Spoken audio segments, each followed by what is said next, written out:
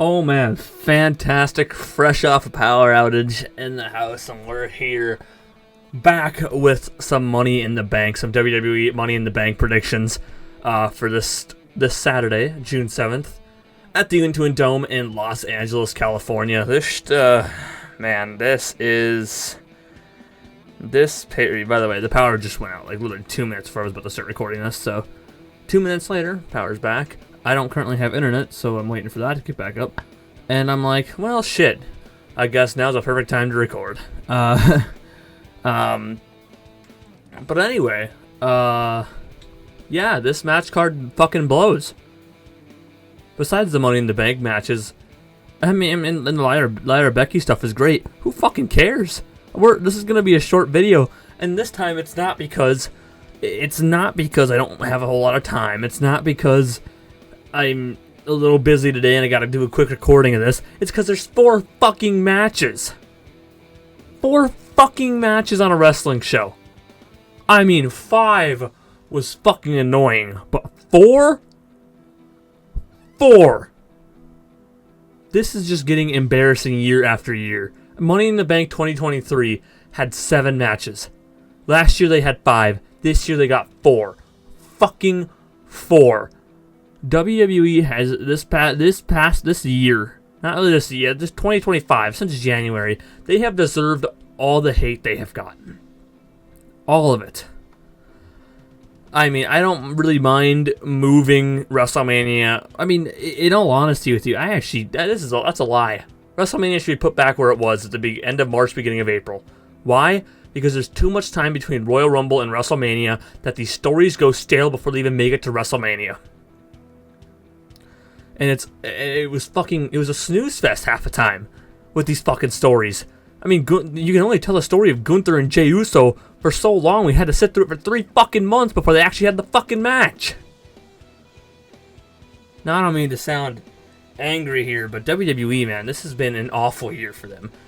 Awful. And now this past week, they released Ron Killings. They didn't release him. They didn't re-sign him. It is not the same thing, people. It is not the same. I fucking hate that shit. His contract is up, he honored his entire deal, and they decided not to resign. Why? Because apparently TKO lowballed R-Truth. Now I guess I understand if he doesn't have that big of a role to play in the TV, you don't really want him, I mean, you don't really want to be spending that much money on somebody who isn't, great. But Ron Kelly, there's just some guys that you need in there for the locker room, and Ron R-Truth, man, he was that guy. They should not have released him, or they should not have let him walk, I should say. That's awful for them. And now, God, dude, first of all, we got Evolution coming up in a couple weeks now. I think an Evolution 2 is completely unneeded. I thought the first one was not good, and I just don't think it's gonna work. No, I think there's gonna be some really good matches on there. It's just like, how do I say this where I'm not going to offend everybody? The male professional wrestling is the thing, and it's like, it's not that people won't watch women's wrestling, because they will, especially when there's good stories. But a lot more people tune into the men. And listen, I didn't think an Evolution card was needed. I don't think we needed an Evolution 2. Evolution 1, cool, whatever. Evolution 2 is not needed in any sense. But they're doing it. Whatever. We'll probably have the NXT Women's title on the line. I'm sure Mariah May might be in there. I don't know if she's going to be facing Jacy Jane directly. Maybe she will. I don't know. Or I don't know. If they're going to have Evolution, they might as well just like don't even book the NXT North American Women's Championship for Great American Bash and book the NXT Women's Championship on Evolution. I don't think that'll happen because there's only going to be 5 matches on Evolution because we can't go over 5, and it's fucking absurd, man. 6, there's no happy medium between these companies, and we gotta fucking find that. Fucking AEW is too long, WWE is too short. It's fucking awful, man. I mean, Double or Nothing was so fucking long. It was like 4.5 hours, pretty much. Maybe a little less than 4.5 hours in total. And that's not including the pre-show if you watched the pre-show. I didn't. But, like, man, I don't know. I can't believe I've already filled fucking 5 minutes of of me talking about this. It's crazy. I thought this was gonna be a short video, but I've got a lot of shit to talk about. And WWE is now doing 4 matches for Money in the Bank. Listen, 4 matches for Royal Rumble. I get it. There's 2 Royal Rumble matches. That takes up 2 hours of television. There's 2 other matches. You can fit another hour in there. There you go. You got 3 hours. And I think that's perfectly fine. I don't mind 4 matches for Royal Rumble. The selling point are the 2 Royal Rumble matches.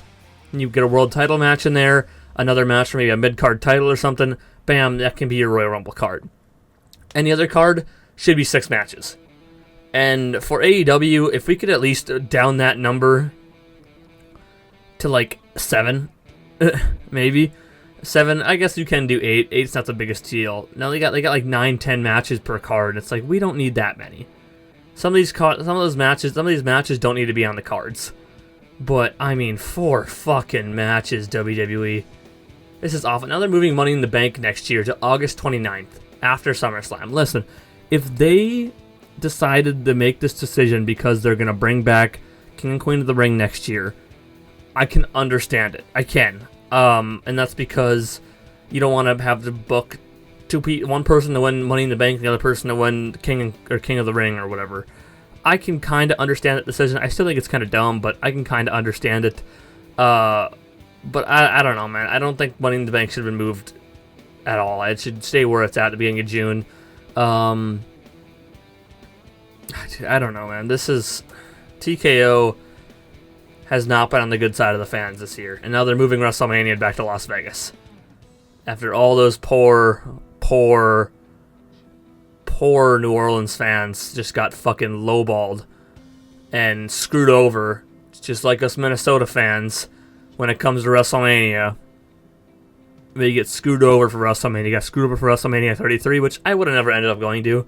I would have never had the money. I was fucking WrestleMania 33. When was that? 2017?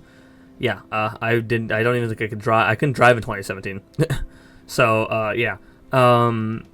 But I was 100% going to go to WrestleMania 41 if I could.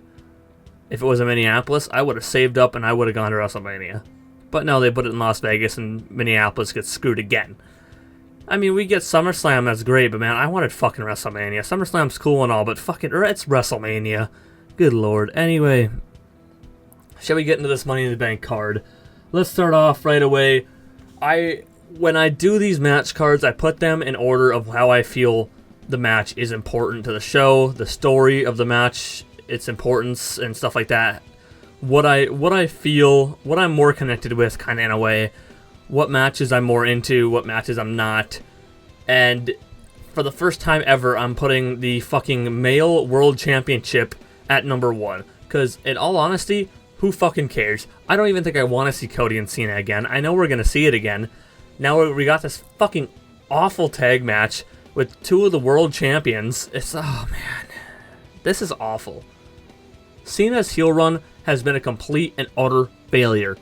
It has been awful. I mean, people were expecting, oh, we're gonna get this match from Cena, we're gonna get this match, and it really was that simple. Just do the heel run. We started off pretty good by going like against Randy Orton, minus the terrible fucking ending of Cody and Cena, which Cody should absolutely not dethrone Cena. No. Somebody else should be dethroning Cena. Somebody that could actually fucking use it. And I guess, I don't even know. I say that, and I kind of am okay with CM Punk taking the title from John. So I don't know if we're going to actually get somebody that needs it. But, because, the Money in the Bank winner is cashing in on the World Heavyweight Championship, unfortunately. So, yeah. And we'll get into that later. But, yeah, this, on the other hand, yeah, I don't care about this match. It's terribly built. We still got SmackDown, I guess, tomorrow, or tonight, I should say, as of this being uploaded. I don't know, man. It's awful. I don't even know who to predict here, because I could see it both happening. I think I'm going to say Cody and Jay win, which is going to lead to Cody getting his rematch with Cena. I'm assuming they do it at SummerSlam, but I've heard it's a possibility they do it at Saturday night's main event. The Saturday night's main event that's after All In. Because, you know, let's put fucking Cena versus Cody. Like, that's going to fucking do anything to All In, which is on before Saturday night's main event. I don't know, man. But whatever. I'm gonna predict Cody and Jay here to beat Logan Paul and John Cena. In all honesty with you, I don't fucking care. Match number 2, we got Lyra Valkyria versus Becky Lynch for the Women's Intercontinental Championship. Well, if Becky wins, Lyra has to raise Becky's hand, and if Lyra wins, Becky never gets a shot at the Intercontinental Championship again, as long as Lyra is the champion. I feel like this is kind of a layup here. This is probably the best booked. I'm only putting the Money in the Bank matches after this because I love Money in the Bank. It's my favorite pay-per-view every year. It's unfortunate that this year's Money in the Bank has 4 fucking matches. But, I don't know. I love the Money in the Bank concept. I hate that Triple H isn't a fan of it, which sucks because he's actually done a pretty good job booking the women's Money in the Bank. I mean, with Tiffany Stratton and Io Sky's cash-ins, they're very fucking good. And then the men. He did a pretty good job with Damian Priest, even though I don't think Damian Priest should have won that one, but that's alright. I think the cash-in with Damian Priest was pretty good. I did not like the Drew McIntyre winning one. I thought that was lazy, uncreative, and but I get what the story they did with the story there. I didn't think it was needed for the story, but I get why they did it. And something tells me they're going to do that kind of exact thing today, except I do think that the person wins the actual World Championship, but we'll get into that in a little bit. Yeah, and to be honest with you, this should be a good match. Their match at Backlash was pretty good. And I do think that this time Becky Lynch does actually take... What the fuck was that?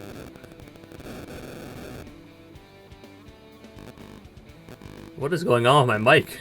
My audio is just weird. I don't even have any audio. There shouldn't be any audio.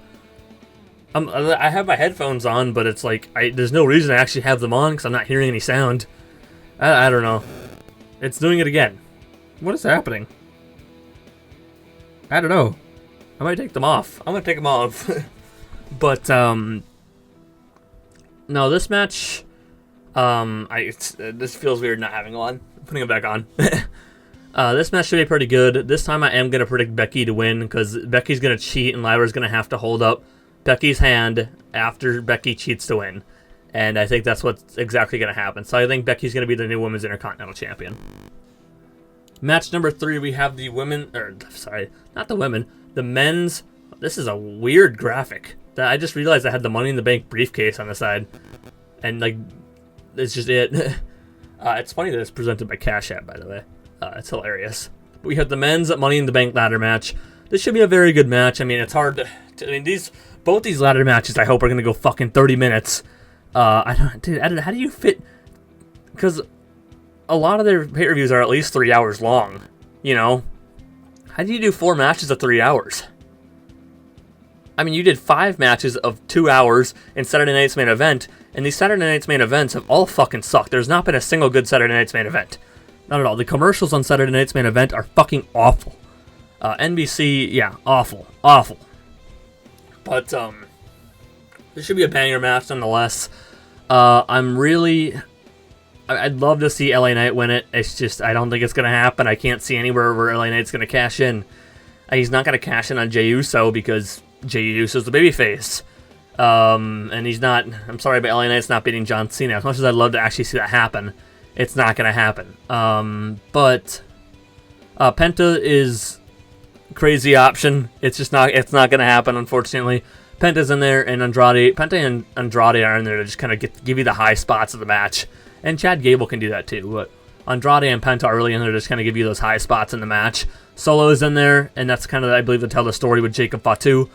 Seth Rollins, we all know why Seth is in this. And then we got El Grande Americano, otherwise known as Chad Gable, who's pulling double duty today as he will be wrestling in Worlds Collide later in the day and in this ladder match. But he's actually not, because Chad Gable and El Grande Americano are not the same person. Yeah. I know, it's a fucking funny joke. I'm praying to all the lords above that El Grande Americano wins this briefcase, because it would be fucking perfect. But the way they have tomorrow set up, or I say tomorrow, but Monday, it's actually, I wouldn't say, I still think pay-per-views are on Sunday. Like, it's always my mindset, like, oh, Raw's tomorrow. No, Raw's not tomorrow. Raw is 2 days. But, by the way they have Gunther and Jey Uso set up, unfortunately, looks like Seth Rollins is going to be the winner of the Money in the Bank. Seth is going to cash in the middle of the Jey Uso and Gunther match, and he's going to win the World Heavyweight Championship. I know, it's boring, it's fucking lame, it's awful, and some people are going to sit there and be like, oh, but the story. Great, you could have told any other story, and you could have given the briefcase to somebody else who actually needs it, who you could build a fucking star out of, like the Money in the Bank has done countless times. But no, we're going to give it to Seth Rollins to build a story that isn't exactly working, to be honest with you. I'm not invested really in the story. I like the group, but to be honest with you, there's nothing to really sink your teeth into. It's not really an incredible story at all. I don't know. I think we're struggling. I think one of the big things that's struggling here in WWE in this day and age, and I think both companies, honestly, is this telling of really good stories. Like, I was just thinking earlier today, like, man, I miss the Bloodline story. Every single week, we tune in, and, you know, just to see what the fuck was going to happen next. You don't get that feeling anymore. Like, there's no, like, God, I have to tune in next week, you know? I just kind of tune in because it's a fucking force of habit. I've been watching wrestling for, I mean, I'm 21. I've been watching wrestling for 21 years of my life. You know, ever since I was fucking born. Now, I don't fucking remember anything for, like, the first 6 or 7 years. But, you know, I remember bits and pieces. 2011, I think, was a year where I really started to get into it. Because I think, like, WrestleMania 27, watching The Undertaker and Triple H in that No Holds Barred match was fucking incredible, man. I love that match. It is personally one of my favorite matches of all time, because it was, like, the match that kind of got me into wrestling, that made me want to be a part of this fucking world. But I remember bits and pieces of 2009. Like, I remember Jeff Hardy losing to CM Punk and having to leave WWE. I remember bits and pieces of 2010, Shawn Michaels retiring and all that shit. I only remember, like, bits and pieces of those. But, like, 2011 is when I kind of remember, like, fucking watching every pay-per-view. That was the year my dad first started buying. We bought every pay-per-view in 2011. We didn't do it after that in 2012, 2013. I don't think we watched another... Well, I watched WrestleMania 31 in 2015. But I went over to a friend's house because they had a WWE Network. Until my dad finally got the WWE Network at the end of 2016, where I had kind of been in, like, 2015, 2016, beginning of 2016, I'd kind of been out of wrestling. I mean, I was still paying attention to it, but I wasn't really watching it. But then when my dad bought the WWE Network, I was just back in it, and I loved it up until about 2018, I think. And then I was kind of falling out of it again, and I was just really focused on football because I went to play college football and everything else. And then when I left college football, and my dad ended up, well, my dad didn't pass away yet, but I was just kind of like, I just decided to tune back into some wrestling, and I watched some AEW and WWE. I watched AEW basically for the first time. It wasn't exactly the first time. I watched a little bit in 2019 and 2020, but I didn't really watch a whole lot of it. But in, like, 2020, beginning of 2022, January, I got back into it, and I've really been back into it ever since. Especially because, like, I probably would have been out of it by now if it wasn't for Triple H taking over after Vince, you know, leaving. And unfortunately, my dad passed away in June of 2022, so we never got to see Triple H take over.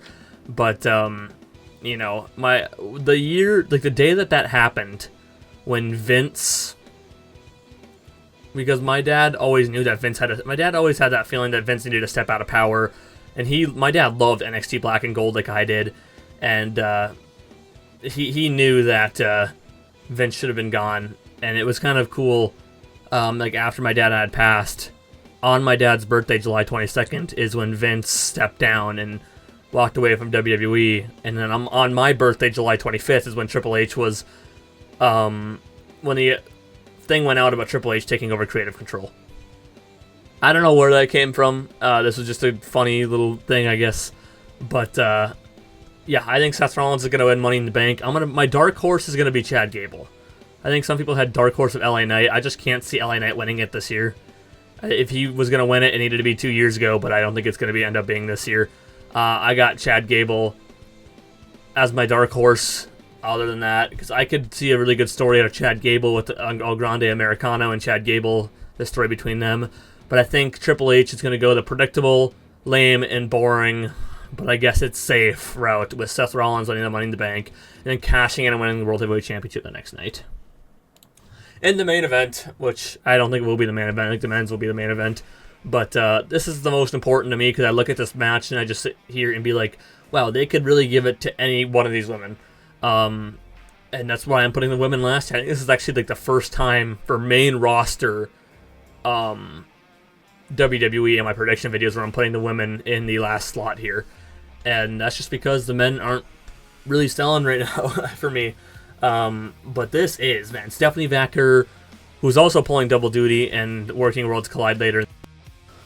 I am sorry about that. My mic decided to cut out, man. God, dude, I am so sick of this fucking bullshit. I'm really hoping it's just a mic because I do plan on upgrading and buying a new mic.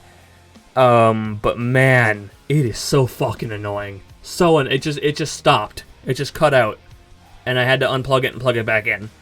It does that thing when I'm playing regular like video games and recording video games. It'll do that, and then it'll come back and like. I don't know if my audio will be fine or what happens, but my audio will come back as like 8-bit audio, and it sounds fucking awful. And I hate it. I'm praying that this is the microphone. When I buy a new microphone, it's going to be fine. It really has done this ever since I bought this microphone. But I think I originally used this microphone on my laptop when I was doing videos in early 2022. And I don't know if that's the reason why it's kind of does this shit, but I don't know, dude. It's so annoying. I'm buying the second version of the HyperX microphones. I can't remember what this one's called, but I do plan on buying that. And yeah. Anyway, as I was saying, Stephanie Vacker is also playing double duty and working Worlds Collide as well. And then you got Alexa Bliss, Roxanne Perez, Naomi, Rhea Ripley, and Julia. This is gonna be a banger match, man. I wouldn't hate seeing. Obviously, I don't think anybody would hate seeing Stephanie Vacker win it. Stephanie Vacker is a fucking star. She is a star. She is amazing at what she does. I really thought Julia was gonna come in here and be far better than Stephanie Vacker, but man, has I've been proven wrong. Because man, Stephanie Vacker is a superstar. Julia's really good too, and I think Julia's a star as well, but she is not on the level of Stephanie Vacker. Alexa Bliss, everyone loves Alexa Bliss, man. Would love to see her win it. It's not going to happen. Roxanne Perez, a little too early for her, but obviously she's really good at what she does. Julia, we've talked about her. Rhea Ripley would be the safe route. And, well, as you can see by the previous match, the fucking boring route. We've seen Rhea Ripley win multiple world championships at this point. She does not need to win Money in the Bank. She never needs to win Money in the Bank, in all honesty with you. Who I do think should win and who I do think does win, because he's just the one that makes sense to me. It fits her character. It fits, who are the champions right now. And Naomi winning Money in the Bank. And I think that's what should happen. I think Naomi should win Money in the Bank. I think Naomi should cash in on Tiffany Stratton and win the WWE Women's Championship.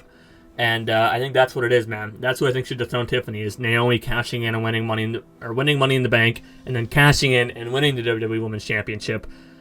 Stephanie Vacker, I know I saw someone yesterday saying, "Oh, I'd give the briefcase to her." I love Vacker. Let's not over push things here. She just made it to the main roster. She just had her first main roster match as like official member of the main roster on Raw on Monday. So let's just back it up a little bit. Same with Julia as well and Roxanne. They just got up there. Alexa would not be a bad option. I would love Alexa, but this really should be Naomi's briefcase, and I do think they go Naomi. If I had a dark horse, I think it would be Alexa Bliss, but this isn't really like, this is one where I can't see them not doing Naomi. Like I can see them doing Seth Rollins. I do think they go Seth Rollins, but I could also see them doing Americano, but which I would fucking love. I will go nuts. I will mark out if Chad Gable wins this briefcase, but I'm gonna mark out when Naomi wins, because she deserves it, man. She hasn't had the greatest run. I mean, she's had really good matches, but she hasn't had the greatest run since she returned to WWE, and I think this Money in the Bank is hers to win. But that is going to do it for our WWE prediction video here. If you guys did enjoy it, please drop a like. That'd be greatly appreciated. If you're new here, please subscribe for more WWE and AEW professional wrestling videos. We also do video game videos as well. Later this week, we'll be working on Mind's Eye. I'm going to take a break for the rest of the week, so I got like 4 days off before Mind's Eye comes out. Also, forgot to mention in my last video, I mentioned it on a post on YouTube here. I will not be uploading the Star Wars Outlaws DLC, the second one, because I recorded the entire 3-hour video and found out that I forgot to switch the audio settings from my stream. So it recorded none of my audio because I ended up messing with the audio a little bit. So it changed I kind of messed with the settings. So I didn't realize that I had to reset my audio shit for the recordings. And so when I did come back and record that entire 3-hour video, audio was not set to the Streamlabs was not set to capture the recording of the audio. So yeah, I didn't have any audio in the video, no game, just the screen. So that sucks. But so there won't be no Star Wars Outlaws DLC 2. But we will be working on Mind's Eye later this week, and then after that we got a DLC to Stellar Blade, and at the end of June, which will be a very, very long recording, which I'm happy that July is mostly free, we got Death Stranding 2. I'm not sure if I'll record it or if I'm going to stream it yet. You will have to find out. And in July, we got Wu-Chang Fallen Feathers. I think I'm going to record. That's the only game in July I can really look at and be like, that might be a game I'm interested in. Other than that, we do NFL and football videos as well. I suppose I could do college football videos. That comes out in the beginning of July, so maybe we'll do that as well. Leave a comment of what you thought of my predictions for Money in the Bank. Leave a comment with your predictions for Money in the Bank. And my social medias are in the description below. Twitter and Instagram, you can go and follow those. And with that, I will see you guys in the next one. Thank you for tuning in.